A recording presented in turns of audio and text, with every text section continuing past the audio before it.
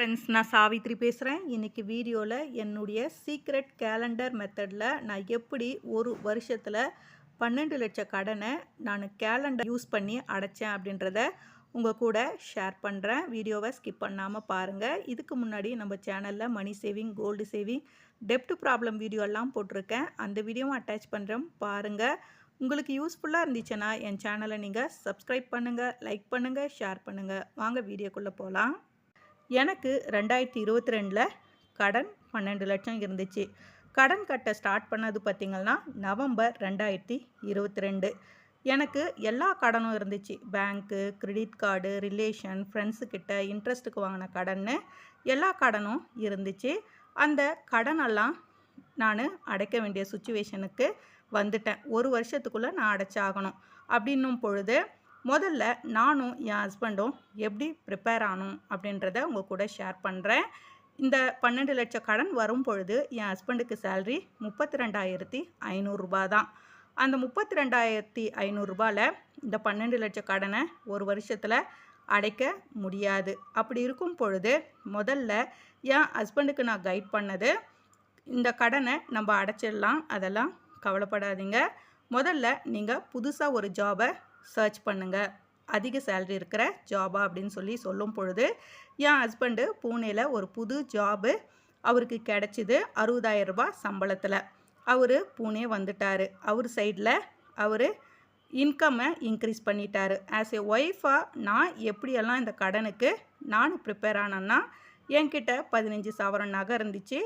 அதை வச்சு நம்ம அடைச்சிடலாம் அப்படின்னும். இன்னொன்று பார்த்திங்கன்னா வீட்டு செலவுகளை குறைக்கிறது. நான் எப்படி வீட்டு செலவுகளை குறைச்சேன், என் வாடகையை குறைச்சி அந்த பணத்தெல்லாம் எப்படி கடனுக்கு நான் அடைக்க யூஸ் பண்ணேன்னு தனி வீடியோ போட்டிருக்கேன். அந்த வீடியோவும் நான் அட்டாச் பண்ணுறேன், பாருங்கள். என் சேனலை நீங்கள் சர்ச் பண்ணிங்கன்னா உங்களுக்கு கண்டிப்பாக ஒரு சொல்யூஷன் கிடைக்கும். அது மட்டும் இல்லாமல் ஒரு ஹோம் மேக்கராக நான் 1000 லட்சமாக மாற்றுறதுக்கு பயன்படுத்தின ஒரு யுக்தி தான் சீட்டு. 7 சீட்டு நான் ஒரு 3 சீட்டு போட்டேன். இந்த 2 ப்ரிப்பரேஷனும் நான் 12 லட்சம் கடனை அடைக்கிறதுக்கு முன்னாடி பண்ண ப்ரிப்பரேஷன். அதுக்கு அப்புறம்தான் நான் கடன் அடைக்கவே ஸ்டார்ட் பண்ணேன். எப்படி ஒரு வருஷத்தை நான் பாதியாக பிரித்து எப்படி கடன்களெல்லாம் அடைச்சேன்னு சொல்லிட்டு ப்ரிப்பேர் பண்ணியிருக்கேன். நீங்களும் இது மாதிரி ப்ரிப்பேர் பண்ணிங்கன்னா கண்டிப்பாக உங்கள் கடனை சீக்கிரத்தில் அடைச்சிடலாம். வீடியோவை ஸ்கிப் பண்ணாமல் பாருங்கள். 2022 நவம்பரில் நாங்கள் கடன் அடைக்க ஸ்டார்ட் பண்ணோம்.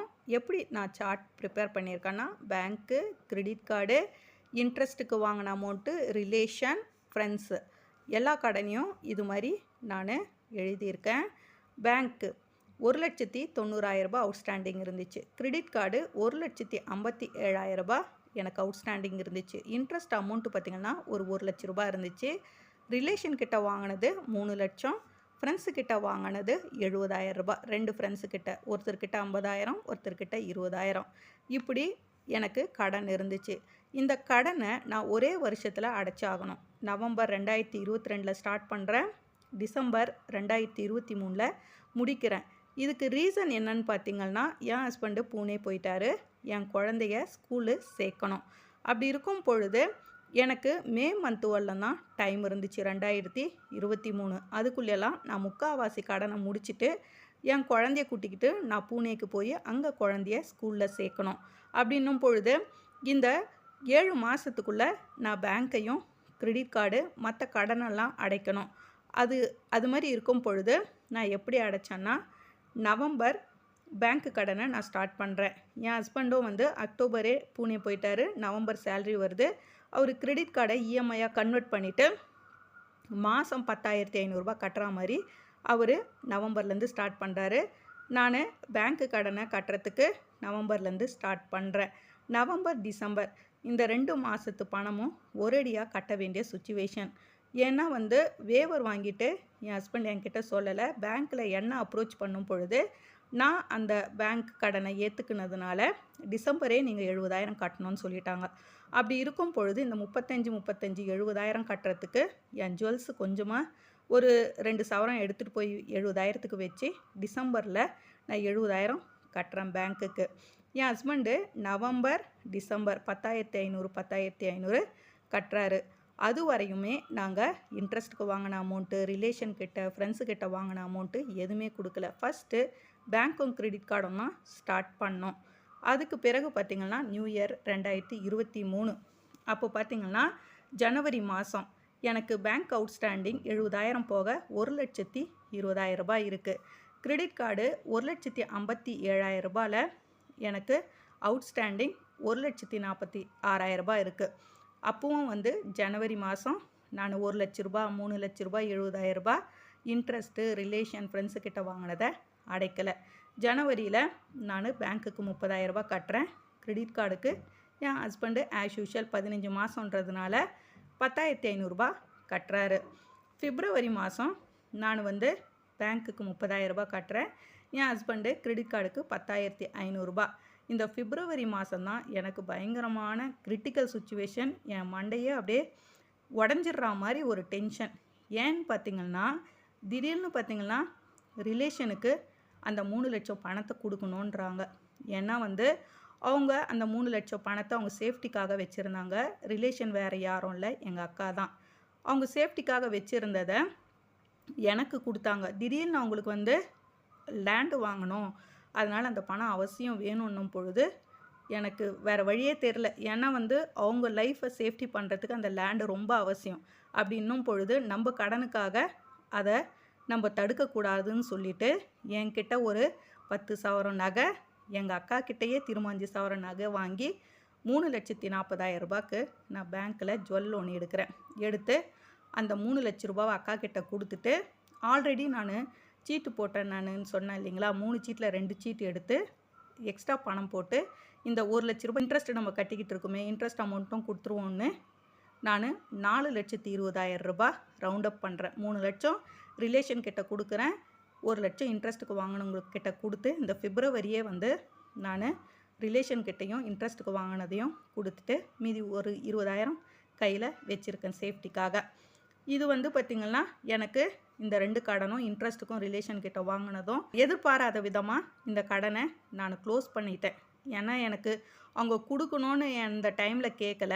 ஆனால் வந்து அவங்களுக்கு நல்லது நடக்கும் பொழுது நம்ம ஏன் தடுக்கணுமேன்னு சொல்லிட்டு என் ஜுவல்ஸை வச்சு எதிர்பாராத விதமாக இந்த 2 கடனும் எனக்கு பிப்ரவரி முடிஞ்சிடுது. மார்ச் மந்த்து பார்த்திங்கன்னா திரும்ப நான் 30,000 ரூபாய் பேங்க்குக்கு கட்டுறேன், என் ஹஸ்பண்டு கிரெடிட் கார்டு கட்டுறாரு. ஏப்ரல் நான் 30,000 பேங்க்குக்கு கட்டுறேன், என் ஹஸ்பண்டு கிரெடிட் கார்டு கட்டுறாரு. ஆக மொத்தம் பார்த்திங்கன்னா எனக்கு பேங்க் லோனு 1,90,000 ரூபாய் அவுட்ஸ்டாண்டிங் இருந்தது. ஏப்ரலோடு எனக்கு முடிஞ்சு போச்சு. என் ஹஸ்பண்ட் மட்டும் கிரெடிட் கார்டை கண்டினியூ பண்ணுறாரு.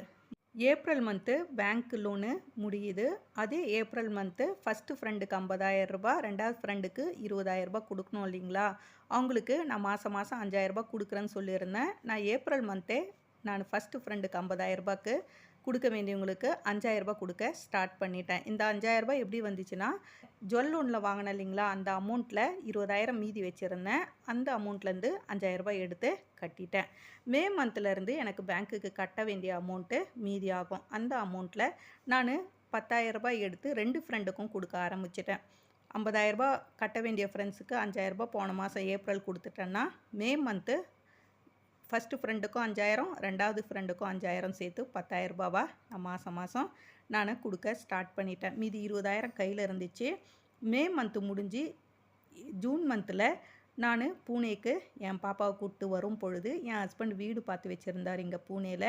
அவருக்கு லாஸ்ட் ஜாபில் ஃபைனல் செட்டில்மெண்ட் கிடச்சிருந்துச்சு. அந்த அமௌண்ட்டை வச்சு வீட்டுக்கு ரெண்ட்டு அட்வான்ஸ் எல்லாம் கொடுத்துட்டாரு. நான் மீதி கொண்டு வந்த அமௌண்ட்டை 25,000 ரூபாய் பாப்பாவுக்கு அட்மிஷனுக்கு நான் 25,000 கொடுத்து ஸ்கூல் ஜாயின் பண்ணிட்டேன்.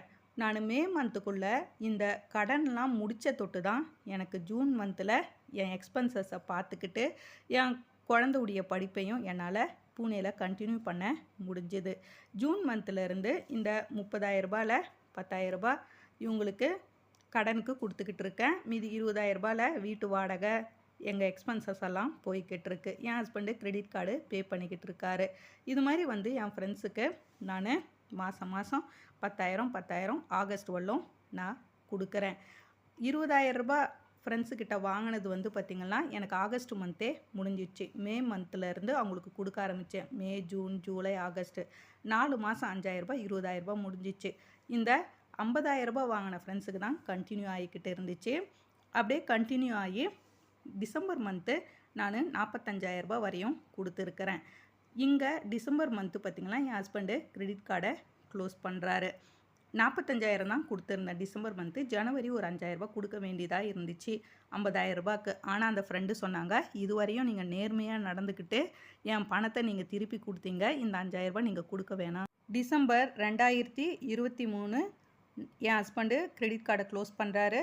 நான் ஃப்ரெண்ட்ஸுக்கிட்ட வாங்கின அமௌண்ட்டை க்ளோஸ் பண்ணுறேன். அந்த டிசம்பர் 2023 போன வருஷம் 10:30 மணியை என்னால் மறக்கவே முடியாது என் லைஃப்பில். ஏன்னா லாஸ்ட்டாக என் கடன்லாம் முடிச்சிட்டேன். இப்போ இருக்கிறது பார்த்திங்கன்னா என் பேங்க் கடன், அதாவது ஜுவல் லோன் மட்டும்தான் இருக்குது. அந்த ஜுவல் லோனுக்கு இன்ட்ரெஸ்ட்டு பே பண்ணிக்கிட்டே இருக்கேன். இந்த 2023 டிசம்பர் மந்த்து மற்றவங்களுக்கு கொடுக்க வேண்டிய கடன்லாம் முடிச்சிட்டேன். அதுக்கு பிறகு பார்த்திங்கன்னா சீட்டு போட்டிருந்தேன் இல்லைங்களா, அந்த சீட்டை இந்த 2024 மார்ச் மந்த்து முடிச்சுட்டு ஏப்ரல் மந்த்து சென்னைக்கு போய் மே மந்த்து என் திங்ஸ் எல்லாம் எடுத்துக்கிட்டு பூனேக்கு நான் கெத்தாக வந்தேன். இதுதான் என்னுடைய ஃபினான்ஷியல் ஸ்ட்ரகிளில் நான் எப்படியெல்லாம் என் கடன்களை அடைச்சி கடந்து வந்தேன்றதை உங்கள் கூட ஷேர் பண்ணியிருக்கேன். இது மாதிரியே நீங்களும் கடனை அடைக்க ட்ரை பண்ணிங்கன்னா கண்டிப்பாக உங்களால் அடைச்சி முடிக்க முடியும். இந்த வீடியோ உங்களுக்கு யூஸ்ஃபுல்லாக இருக்கும்னு நினைக்கிறேன். இந்த வீடியோ உங்களுக்கு யூஸ்ஃபுல்லாக இருந்துச்சுன்னா என் சேனலை நீங்கள் சப்ஸ்கிரைப் பண்ணுங்கள், லைக் பண்ணுங்கள், ஷேர் பண்ணுங்கள். Thank you friends.